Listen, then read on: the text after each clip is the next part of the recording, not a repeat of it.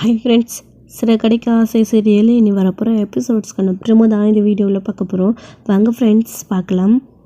வீட்டில் எல்லாருமே மீனாவையும் முத்துவையும் புகழ்கிறத பார்த்து விஜயாவுக்கும் மனோஜுக்கும் அவ்வளோ கோவம் வருது. ஏன் மற்றவங்க மாதிரி தானே மீனாவும் முத்தும், அதுவும் முத்து அவங்களுடைய பிள்ளை, அவங்க வயிற்றில் வளர்ந்த பிள்ளை. மீனா முத்துவோடைய மனைவி, அந்த வீட்டுக்கு வந்த மருமக. அதுவும் நம்ம புருஷன் மீனாவை தேடி முத்துவுக்கு கல்யாணம் பண்ணி வச்சுருக்காங்க. நம்ம ஃபேமிலி தானே அவங்களும், நம்ம பிள்ளை நம்ம மருமகன்னு விஜயை கொஞ்சம் கூட நினச்சி பார்க்காம அவங்க மேலே பொறாமப்பட ஆரம்பிக்கிறாங்க. ஏன்னா அந்த இடத்துல அவங்க அசிங்கப்பட்டு நிற்கிறாங்க. ரோகிணி மாதிரி ஒரு மருமகள் கல்யாணம் பண்ணிட்டு வந்து இப்போது விவாகரத்து வரைக்கும் போய் நின்றுட்டுருக்க அந்த கேஸு. அது மட்டும் இல்லாமல் விஜயா பார்க்குற எதுவுமே, அவங்க செய்கிற எதுவுமே சரி கிடையாது. மற்றவங்க சொல்கிறத கேட்காம விஜயா தன்னிச்சு எல்லாத்தையும் முடிவெடுத்து அவங்க செய்கிறது எதுவுமே சரி வர மாட்டேங்குது, எல்லாமே கடைசியில் தப்பாக தான் போய் முடியுது அப்படின்றது அவங்களுடைய கோவம். இப்போது அந்த கோவத்தை தான் மீனா முத்து மேலே, அவங்களுக்கு வர பாராட்டு மேலே அந்த கோவத்தை காட்டிகிட்டு இருக்காங்க. இப்போது அதுக்காக கண்டிப்பாக ரோகிணி ஏதாச்சும் பண்ணியே தீரணும் அப்படின்னு விஜயாவும் மனோஜும் முடிவு பண்ணியிருக்காங்க. அதுக்காக தான் மனோஜ் வந்து ஷோரூமுக்கு கிளம்பி போயிட்டு ரோகிணியை பார்க்கணும்னு சொல்லிட்டு ஷோரூமோட லொக்கேஷன் அனுப்பி விட்டுருக்காங்க. ரோகிணிக்கு முதல்ல மனோஜ் மேலே சந்தேகம் வருது. அதுக்கப்புறமா சரி ஏதோ ஒன்று, அவனுக்கு அந்த அளவுக்கெல்லாம் அறிவு கிடையாது அப்படின்னு சொல்லிட்டு அவங்கள பார்க்குறதுக்காக ரோகிணி நல்லா வந்து ஃப்ரெஷ்ஷாக ரெடி ஆகிட்டு, அதுவும் சேரையெல்லாம் கட்டிட்டு ரோகிணி வந்து மனோஜ் பார்க்க கிளம்பிட்டு இருக்காங்க. ஸோ இன்னொரு சைடு இங்கே உட்காந்து எல்லாருமே பரிமாறிட்டு சாப்பிட்டுட்டு இருக்காங்க. அந்த சமயத்தில் தான் முத்துவுக்கு அவங்க பாட்டி கால் பண்ணுறாங்க. அப்பா பாட்டிப்பா அப்படின்னு சொன்ன உடனே அவங்க பாட்டிக்கு வீடியோ கால் வந்து அட்டன் பண்ணுறாங்க. முத்து வந்து ஹாய் பாட்டி எப்படி இருக்கா அப்படின்னு. நான் நல்லா இருக்கேன் முத்து, நீ எப்படி இருக்க அப்படின்னு சொல்லவும் நான் நல்லா இருக்கேன் பாட்டி அப்படின்னு சொல்லிட்டு நம்மளை அப்படின்னு சொல்லிட்டு எல்லாருக்கிட்டையுமே பேசுகிறாங்க. எல்லாருமே மீனோடைய அம்மா, ஸ்ருதி, ரவி எல்லாருமே பேசுகிறாங்க. ஏன் பார்வதி கூட விடாமல் எல்லாருக்கிட்டேயுமே பாட்டி வந்து பேசுகிறாங்க. பேசினதுக்கப்புறமா பாட்டியுமே சரி எல்லாரும் உட்காந்து சாப்பிடுங்க நான் வச்சிடுறேன்னு சொல்லிட்டு மீனாக்கிட்டையும் பேசிட்டு பாட்டி வந்து கட் பண்ணிடுறாங்க. பாட்டி ஃபோன் பண்ணதில் எனக்கு ரொம்ப சந்தோஷங்க அப்படின்னு மீனா சொல்லிட்டு இருக்கவும், ஆமாம் எல்லாம் சரிதான், யார் பாட்டிக்கு விஷயத்த சொன்னால் கரெக்டாக ஃபோன் பண்ணியிருக்காங்க, அதுவும் விருந்து விஷயத்தை பற்றி நீ வீட்டுக்கு வந்ததை பற்றியெல்லாம் பாட்டி பேசுகிறாங்க, அவங்களுக்கு எப்படி தெரியும்? அப்பா என்னப்பா பாட்டிக்கு நீ சொன்னியாப்பா, பாட்டி எப்படி ஊருக்கு வர முடியாது வேலை இருக்குன்னு சொன்னதுனால நீங்களே ஃபோன் பண்ணி விஷயத்த சொன்னீங்களாப்பா அப்படின்னு கேட்கவும், இல்லை முத்து நானும் அம்மாவை கூப்பிட மறந்துட்டேன், அம்மா எதுக்கு அவங்கள அங்கேருந்து வர வச்சு டிஸ்டர்ப் பண்ணிக்கிட்டு ஃபோன்லேயே அம்மாவுக்கு அப்புறமா விஷயத்த சொல்லிக்கலாம் அப்படின்னு தான் இங்கே இருக்கிறவங்கள மட்டும் விருந்துக்கு கூப்பிட்டேன், ஆனால் யார் பாட்டிக்கு சொன்னாங்கன்னு தெரியலையே அப்படின்னு சொல்லவும், என்ன யார் ஆளுக்கு நான் சொன்னேன் நீ சொன்னேன்றீங்க, யாருக்குமே தெரியலையா, நான் தான் பாட்டிக்கு சொன்னேன் அப்படின்னவும், ஓ நீ இந்த வீட்டுக்கு வந்துட்டேன்னு நீயே ஃபோன் பண்ணி பாட்டிக்கு சொன்னியா மீனா அப்படின்னு சொல்லுவோம். பின்ன நீங்கள் யாரும் சொல்லலை, பாட்டியவும் விருந்துக்கு கூப்பிடலை, மாமா விருந்துன்னு சொன்னப்போவே நான் பாட்டிக்கு ஃபோன் பண்ணி விஷயத்த சொல்லிட்டேன், காலையிலே விஷயத்த சொல்லிட்டேன், பாட்டி வேலை இருக்குது ஆனால் வர முடியாதுன்னு சொல்லிட்டாங்க, அதனால பரவாயில்ல இருக்கட்டும் பாட்டி அப்படின்னு சொல்லிட்டு நான் இந்த வீட்டுக்கு வந்துட்டேன், நான் வீட்டை விட்டு போனதை நினச்சி நீங்கள் தானே ரொம்ப வருத்தப்பட்டீங்க, அவர் உங்ககிட்ட சொன்னாங்களாமே, நீங்கள் சொன்னதை அவரும் என்கிட்ட வந்து சொன்னாங்க அப்படின்னு சொல்லிட்டு அதனால தான் பாட்டிக்கிட்ட ஃபோன் பண்ணி நான் எல்லாத்தையும் விஷயத்தையும் சொல்லிட்டா அப்படின்னு மீனா சொல்லவும், பரவாயில்லையே மீனா, எங்கள் எல்லாருக்கும் பாட்டியை மறந்தா கூட நீ மறக்காமல் விஷயத்த சொல்லியிருக்கல, ரொம்ப சந்தோஷமாக இருக்குது மீனா அப்படின்னு ரொம்பவே சந்தோஷப்படுறாங்க. மீனாவுமே பாத்தியாப்பா பாட்டி மேலே கூட மீனாவுக்கு எவ்வளோ அக்கறை அப்படின்னு, இதனால தான்டா மீனா இன்னும் மேலும் மேலும் வளர்ந்துக்கிட்டே போகிறா அப்படின்னு சொல்லிட்டு எல்லாரும் உட்காந்து சந்தோஷமாக சாப்பிட்டுட்டு இருக்காங்க. இவங்க இப்படி மீனாவை புகழ்ந்து பேசி அங்கே உட்காந்து சாப்பிட்டுட்டு இருக்கிறதே இவங்களுக்கு பிடிக்கல. அதுவும் முத்து அமைதியாக இருப்பாரா, மீனா சாப்பிட சாப்பிட்டுட்டு அப்படி இருக்குது இப்படி இருக்குது அத்தை, உண்மையிலே கை பக்குவம் தான் அத்தை மீனாவுக்கு அப்படின்னு சொல்லிட்டு பெருமையாக பேசிகிட்டு இருக்கவும், அடுத்தடுத்து ஒவ்வொருத்தராக நம்ம சீதா, சத்யா அவங்களுடைய அம்மா எல்லாரும் சாப்பிட்டுட்டு கிளம்புறேன்னு சொல்லிட்டு கிளம்பிடுறாங்க. அடுத்து வந்து ஸ்ருதி கூட கிளம்புறேன்னு சொல்கிறாங்க. ஸ்ருதி கொஞ்சம் நேரம் இருந்துட்டு போகலாம்ல, இது நம்ம வீடு உடனே போகிறேன்னு சொல்கிறீங்க அப்படின்னும், ரெஸ்டாரண்ட் அப்படியே தான் ஓப்பனிங்கில் இருக்குது மீனா, ரெஸ்டாரண்ட்டை போயிட்டு பார்க்கணும் மீனா, நான் கிளம்புறேன் அப்படின்னு சொல்லிட்டு கிளம்பிடுறாங்க. சரின்னு சொல்லிட்டு ஸ்ருதிக்கு பின்னாடியே வந்து ரவியும் நானும் கிளம்புறப்பா அப்படின்னு கிளம்புறாரு. சரி எல்லாரும் பார்த்து போயிட்டு வாங்க அப்படின்னு, நம்மளை நானும் அப்படின்னு சொல்லிட்டு பார்வதி அதுக்கப்புறம் எல்லாருமே கிளம்புறாங்க. பார்வதி விஜயா கிட்ட சொல்லிட்டு கிளம்பலாம் சொல்லிட்டு விஜயா அப்படின்னு கூப்பிட்டுட்டு சொல்லும்போது அப்படின்றாங்க. விஜயா நீனும் சாப்பிட வெளியே வா உட்காந்து சாப்பிடு அப்படின்னும், என்னை கூப்பிட்றதுக்கெல்லாம் அவளுக்கு எங்கே நேரம் இருக்குது, வீட்டுக்கு வந்த சந்தோஷத்தில் என்னை கூப்பிட்டு சாப்பாடு போகணுன்னு அவளுக்கு தான் ஞாபகம் இல்லையே, அவங்க அம்மா அவங்க தங்கச்சி இவங்க எல்லாம் தானே அவளுக்கு முக்கியம் அப்படின்ற மாதிரி விஜயா வந்து பேசவும், மீனா இதை காதில் கேட்டுட்டு முத்துவும் மீனா அண்ணாமலையே வராங்க. வந்துட்டு என்ன அத்தை இப்படியெல்லாம் பேசுகிறீங்க, அப்படியெல்லாம் எதுவுமே இல்லை அத்தை, நீங்களும் ஏதோ அவருடைய அண்ணன் தான் ஏதோ பேசணும்னு சொல்லிட்டு அவர் கூட தனியாக பேசணும்னு போனீங்க, அதான் அத்தை நான் உங்களை கூப்பிடல. அது மட்டும் இல்லாமல் அங்கே உட்காந்து சாப்பிட எல்லாருக்கும் இடம் இல்லை. அதான் உங்களை அப்புறமா கூப்பிட்டுக்கலாம்னு நினச்சத்த. உங்களை விட்டுட்டு நாங்கள் சாப்பிடணும்னு எப்போ தான் நினச்சிருக்கோம். வாங்க அத்தை வந்து உட்காந்து சாப்பிடுங்க அப்படின்னு சொல்லவும் வேணாம் வேணாம் அப்படின்னு சொல்கிறாங்க. அம்மா இது நம்ம வீடுமா, யார் கூப்பிடணும் கூப்பிடக்கூடாது, அதனால நீங்கள் எதுவுமே சொல்லக்கூடாதும்மா. வாமா, மீனா வீட்டுக்கு வந்ததில் உங்களுக்கு சந்தோஷம் இல்லையா? உங்கள் கையால் ஆர்த்தி எடுக்க வச்சுட்டேன்னு உங்களுக்கு கோவமா? வாங்கம்மா, சவாலில் என்ன தான் இருந்தாலும் ஜெயிக்கணும்ல, அதுக்கு தான் அப்படி பண்ண சொன்னேன். வாங்கம்மா வந்து சாப்பிடுங்க அப்படின்னு முத்து கூப்பிட்றாரு. யாரும் எனக்கு எதுவும் சொல்ல தேவையில்லை அப்படின்னு இங்கே விஜயா கோவப்படுவோம். அப்பா அப்படின்னு முத்து சொல்கிறாரு. நான் பேசிக்கிறேன், நீ போ முத்து அப்படின்னு சொல்லவும் விஜயா வா வந்து உட்காந்து சாப்பிடு. மீனாவுடைய சாப்பாடு எப்படி இருக்கும்னு எல்லாருக்குமே தெரியும். நீ ஒன்றும் அவளை பாராட்டி புகழ்ந்து பேச வேணாம், வந்து உட்காந்து உன்னுடைய வயிற்றுக்காக நீ சாப்பிடு அப்படின்னு அண்ணாமலை சொல்லவும் அதுக்கப்புறமா விஜயா வந்து உட்காந்து சாப்பிட்டுட்டு இருக்காங்க. சாப்பிட்டுட்டு இருக்கும்போதே மனோஜ் கால் பண்ணுறாரு. அந்த ரோகிணியை நான் கால் பண்ணி ஷோரூம்க்கு வர சொல்லிட்டேன், நீங்களும் இப்போ வரீங்களாம்மா அப்படின்னு சொல்லவும் சரி மனோஜ் நான் வரேன் வை அப்படின்னு சொல்லிட்டு இங்கே விஜயா கட் பண்ணவும் என்ன விஜயா அப்படின்னு அண்ணாமலை கேட்கவும் அது ஒன்றும் இல்லைங்க மனோஜ் தான் அப்படின்னு. இப்போ சாப்பிட்டுட்டு இருக்கும்போது எங்கே பாதியில் எந்திரிச்சு போகிறேன், முழுசாக சாப்பிட்டுட்டு போ அப்படின்னும் நான் போயிட்டு வந்து சாப்பிட்டுக்கிறேங்க, நான் மனோஜை போய் பார்த்துட்டு வரேன் அப்படின்னும் அவன் இப்போ தானே இங்கே தானே இருந்தான், அதுக்குள்ளே எங்கே போனான் அவன் அப்படின்னும் ஷோரூமுக்கு தாங்க அப்படின்னும் ஏன் சாப்பிடாம கூட அவன் ஷோரூமுக்கு போயிட்டானா அப்படின்னு. ஆமாம் என்னையே கூப்பிட்டு சாப்பாடு போடலையா, இதில் அவனுக்கு வேறு சாப்பாடு போடுவீங்கன்னு அவன் வெயிட் பண்ணிட்டு இருப்பானா, ஷோரூமில் நாளே வேலைலாம் இருக்குன்னு சொல்லிட்டு அவன் கிளம்பிட்டான், என்னையும் வர சொல்கிறான், நானும் போகிறேன் அப்படின்னும் என்ன அதிசயமாக இருக்குது, உங்கள் பெரிய பிள்ளை ஷோரூமில் வேலைலாம் இருந்தால் உங்களெல்லாம் கூப்பிடுவானு அப்படின்னு சொல்லவும் டேய் எனக்கும் என் அவனுக்கு 1000 இருக்கு, உனக்கு என்னடா நான் போயிட்டு என் பையனை பார்த்துட்டு வரேன் அப்படின்னு விஜயா கிளம்பி போகிறவும் என்னப்பா அம்மா போகிற தோரணியே சரியில்லையே அப்படின்னு சொல்லவும் சரிண்ணா அப்படின்னு நானும் கிளம்புறேன். விஜயா அப்படிலாம் பண்ணுறவே இல்லை தான், முத்துவுக்கு சந்தேகம் வர்றது கரெக்ட் தான், என்னன்னு தெரியல, வேறு வேலை மனோஜை பார்க்க கூட போயிருக்கலாம், இங்கே நாம் எல்லாரும் சுற்றி நின்று சந்தோஷமாக மீனாவும் முத்துவும் புகழ்னாலும் அது விஜயாவுக்கு கொஞ்சம் கூட பிடிக்கல போல இருக்குது, அதான் இங்கேருந்து கிளம்பி போயிட்டா அப்படின்னு சொல்லவும் கரெக்டு அது கூட இருக்கலாம், அவளுக்கு தான் முத்துவும் மீனாவும் புகழ்ந்து பேசினாவே ஆகாது, அதுக்கு தான் அவள் போயிருப்பா சரி அப்படின்னு சொல்லிட்டு பார்வதி அங்கேருந்து கிளம்புறாங்க. அண்ணாமலைக்கிட்டையும் முத்துக்கிட்டையும் சொல்லிட்டும் கிளம்புறாங்க.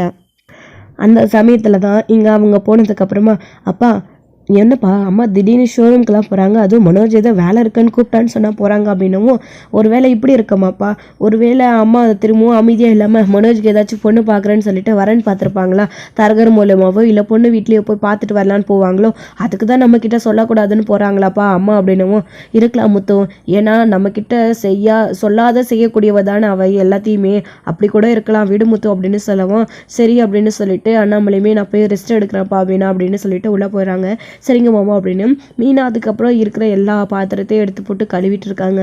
மீனா எல்லாத்தையும் நீ எப்போ செஞ்சுக்கிட்டு நீ சாப்பிடலையா அப்படின்னு. சாப்பிட்டுக்கிறேங்க, நான் சமைக்கும் போதே அதை டேஸ்ட் பண்ணேன், எனக்கு அவ்வளோவும் பசி இல்லை, நான் அப்புறமா சாப்பிட்டுக்கிறேன் அப்படின்னு மீனா சொல்லவும் சரி மீனா எல்லாம் சரிதான், என்ன அம்மாவோட தோரணையே சரியில்லை, திடீர்னு மனோஜ் கால் பண்ணா அம்மா கிளம்பி போயிட்டாங்க, ஒன்றும் புரியலையே மீனா அப்படின்னு சொல்லவும் அதான் மாமா சொன்னாங்க இல்லைங்க அப்படின்னு சொல்லவும் இல்லை மீனா மாமா அப்பா சொன்ன காரணம்லாம் எனக்கு சரின்னு தோணலை மீனா, என்னமோ தப்பாக இருக்குது அப்படின்னு சொல்லவும் ஏங்க அதெல்லாம் ஒன்றும் இருக்காது, உங்கள் வேலையை போய் பாருங்க அப்படின்னு மீனா சொன்னதும் முத்துவும் அங்கேருந்து அமைதியாக வந்துடுறாரு. ஆனால் முத்துவுக்கு சந்தேகமாக இருக்குது, சரி நம்ம எப்படியும் ஸ்டாண்டுக்கு போகிற வழியில அம்மாவை போய் பார்த்துட்டு போயிடலாம், ஷோரூமுக்கு தான் போகிறாங்களா எங்கே போகிறாங்களான்னு சொல்லிட்டு எங்கள் முத்துவும் பின்னாடியே வராங்க. இன்னொரு சைடு அங்கே கொஞ்ச நேரத்துலேயே ரோகிணியுமே ஷோரூமுக்கு வந்துடுறாங்க. ஷோரூமுக்கு வந்த உடனே இங்கே மனோஜுமே ரோகிணியை பார்த்த உடனே வா ரோகிணி அப்படின்னு கூப்பிடவும் என்ன மனோஜ் நீ திடீர்னு ஃபோன் பண்ணி கூப்பிட்டதும் எனக்கு சந்தோஷம் தாங்கலை, நீ இப்படி ஃபோன் பண்ணி கூப்பிடுவேன்னு நான் எத்தனை நாள் எங்கிட்ட இருந்தேன் தெரியுமா, என்ன விஷயம் அப்படின்னு சொல்லவும் இங்கேவா பேச முடியும் எல்லாத்தையும், உள்ளவா நம்ம பர்சனலாக பேசுவோம் எல்லாம் ரூம்குள்ளே உள்ளே போயிட்டு பேசலாம் அப்படின்னு சொல்லவும் சரி மனோஜ் அப்படின்னு சொல்லிட்டு ரோகிணியுமே ரொம்ப சந்தோஷமாக ரூம்குள்ளே போகிறாங்க. அப்போ தான் கொஞ்ச நேரத்துலேயே விஜய் அம்மே வந்துடுறாங்க. வந்த உடனே மனோஜ்க்கு கால் பண்ணுறாங்க. ஹலோ அம்மா அப்படின்னு சொல்லவும் எங்கே மனோஜ் அப்படின்னவும் உள்ளதாம்மா எங்கள் ரூம்குள்ள அப்படின்னு சொல்லவும் சரி வர வை அப்படின்னு சொல்லிட்டு கட் பண்ணிடுறாங்க. சரிம்மா அப்படின்னு.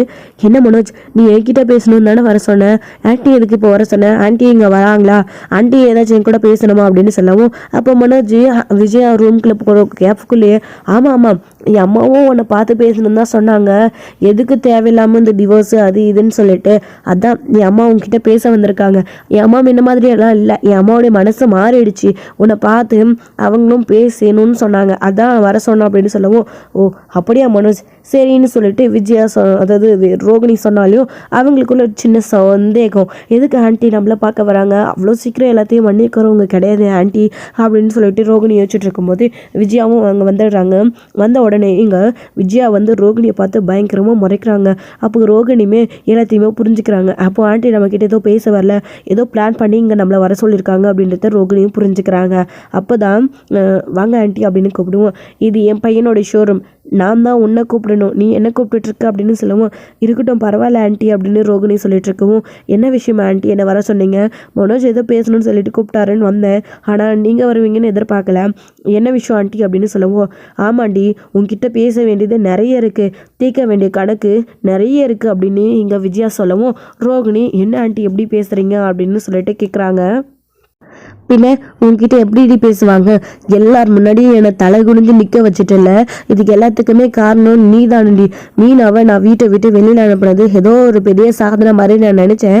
அந்த சாமியார் அம்மா வந்து சொன்ன உடனே ஏற்கனவே அவளுக்கு எனக்கு ஆகாது, நான் அவளை பார்த்தாலே எனக்கு பிடிக்காது, எப்படியாச்சும் அவளை வீட்டை விட்டு வெளியில் அனுப்பிடணும், அவளே எல்லாம் புகழ்ந்து பேசுகிறாங்களே, நான் வீட்டை விட்டு வெளியே அனுப்பினா, ஆனால் அதெல்லாம் போய் திரும்ப அவன் வீட்டை விட்டு வரணும் அப்படின்ற மாதிரி நீ செஞ்சுட்டுல, அதுக்கு காரணம் நீ தாண்டி, உன்னை சும்மா விட மாட்டேன்டி அப்படின்னு விஜயா சொல்லவும், ஆண்டி நீங்கள் எதை பற்றி சொல்கிறீங்க அப்படின்னு, பொய்யா ஒரு சாமியார் என் பையனை ஏமாற்றவும், என் வீட்டில் இருந்து என்ன ஏமாற்றவும் ஒரு ஆளை அனுப்பிச்சில்ல, அதுக்கு தாண்டி அப்படின்னு சொல்லவும், ஆண்டி நீங்கள் என்ன சொல்கிறீங்கன்னு புரியல, நீங்கள் சொல்கிற மாதிரி யாரையுமே நான் அனுப்பலை, நீங்கள் எதை பற்றி இப்போ சொல்லிட்டு இருக்கீங்க அப்படின்னு ரோகிணி கேட்குறாங்க.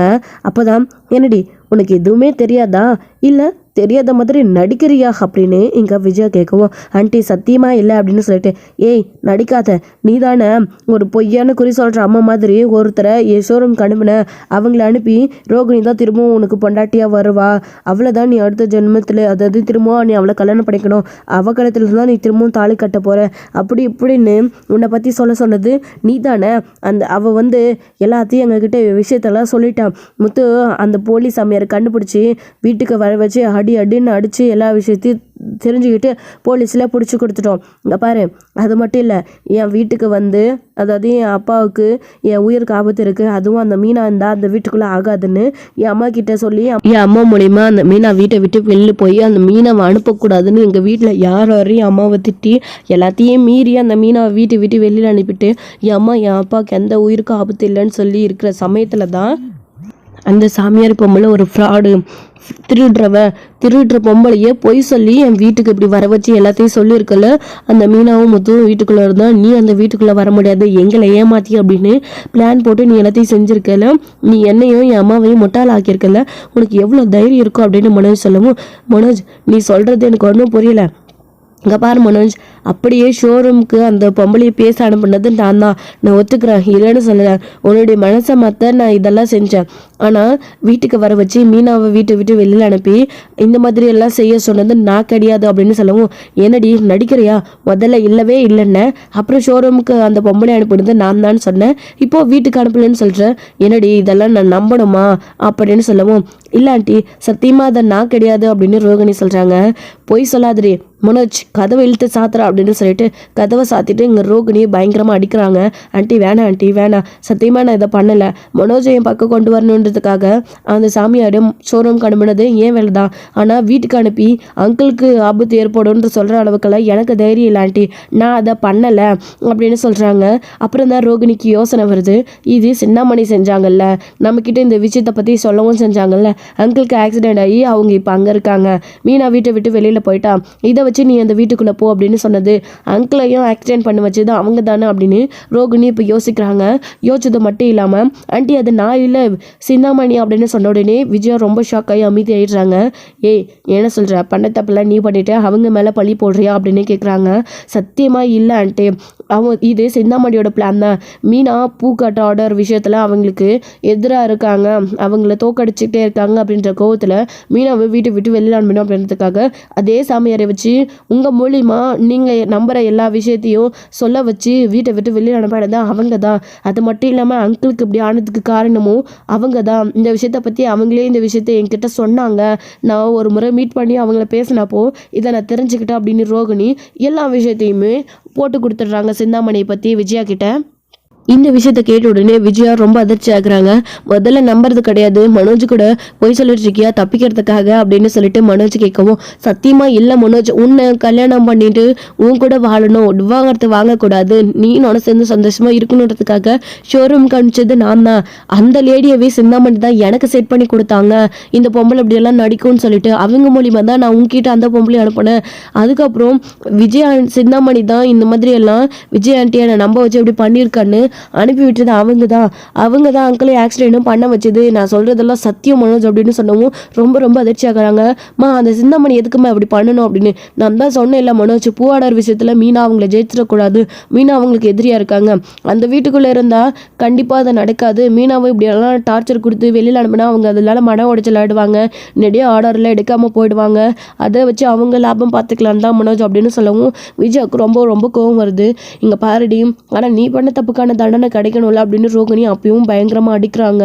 அதுக்கப்புறமா இங்கே பாருடி, நீ சொன்னதை மட்டும் உண்மை இல்லைன்னு தெரிஞ்சிச்சு, போய் தான் சொல்லியிருக்கான்னு தெரிஞ்சா திரும்பவும் உன்னை விட மாட்டேன் அப்படின்னு சொல்லவும், ஆண்டி சத்தியமா இது உண்மை ஆண்டி அப்படின்னு சொல்லவும், போனா போட்டுன்னு போட்டுன்னு விடுறேன், கிளம்பி போ அப்படின்னு ரோகிணியை அனுப்பி விட்டுறாங்க. ரோகிணியும் அங்கேருந்து அழுதுகிட்டே ஓடி போயிடுறாங்க வீட்டுக்கு. அப்போ தான் இங்கே மனோஜ் நம்ப வச்சு என்னை ஏமாற்றி வர வச்சு இப்படி பண்ணிட்டல, உன்னை சும்மா விட மாட்டேன் அப்படின்னு ரோகிணி கோவத்தோட ஷோரூமை பார்த்து முறைச்சிக்கிட்டே அங்கேருந்து போயிடுறாங்க. அடுத்து மனோஜ் வந்து சிந்தாமணி ஏமா இப்படியெல்லாம் பண்ணணும் அப்படின்னு சொல்லுவோம். அதாண்டா எனக்கு ஒன்றும் புரியல, இவன் ஏன் சிந்தாமணியை இப்படி சொல்லிட்டு போகணும், அதுவும் முக்கியமாக அடித்து சொல்கிறாலே இந்த சிந்தாமணி தான்ட்டு. ஒருவேளை மீனா மேலே அந்த பொம்பளைக்கு கோவம் இருக்கிறதுனால சிந்தாமணி இதை செஞ்சாலே செஞ்சுருக்கலாம்ல, ஏன்னா நம்ம ரவியோட விஷயத்துலையும் அந்த பொம்பளை தப்பு பண்ணிட்டு இருக்கல, அதனால் ஒன்றும் புரியலை, நான் அதை பற்றி கேட்குறேன் அப்படின்னு சொல்லிட்டு அதுக்கிட்ட போயிட்டு வரேன்னு சொல்லிட்டு மனோஜ் கிட்ட சொல்லிட்டு விஜயா கிளம்புறாங்க. இதோட எபிசோடு வந்து முடிச்சிருக்காங்க. அடுத்தடுத்த எபிசோட்ல என்ன நடக்க போகுது, ஏற்கனவே ரவியோட விஷயத்துல ஏன் இப்படி பண்றீங்க சிந்தாமணி, அந்த நீத்துக்கு ஏன் பூ சப்ளை பண்றீங்க அப்படின்னு கேட்கும்போது சிந்தாமணி வந்து எதை சமாளிச்சு போய் சொல்லி விஜயாவை ஏமாத்தினாங்க. அதே மாதிரி இந்த தடவையும் விஜயாவை ஏமாத்த போறாங்களா, விஜயாவும் ஏமாந்து வந்து நிக்க போறாங்களா, என்னெல்லாம் நடக்க போகுது அப்படின்றத வெயிட் பண்ணி நெக்ஸ்ட் வீடியோல பார்க்கலாம். Friends thank you. இந்த வீடியோ உங்களுக்கு பிடிச்சிருந்தா லைக் பண்ணுங்க, ஷேர் பண்ணுங்க, கமெண்ட் பண்ணுங்க.